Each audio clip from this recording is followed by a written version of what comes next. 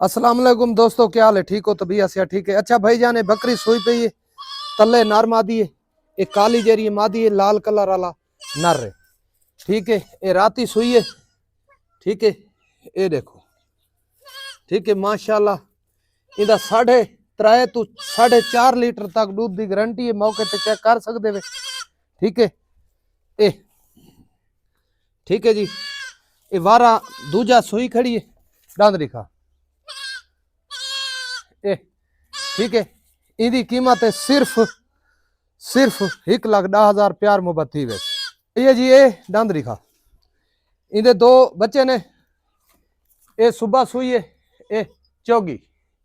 ठीक है, ये सुबह सुई है, तले नर मादी है, ये नर है, ओ मादी है। इदा 3.5 तू 3 लीटर तू घिन के 4 लीटर की गारंटी है। ठीक है जी, मौके ते दूध चेक कर सकते हैं।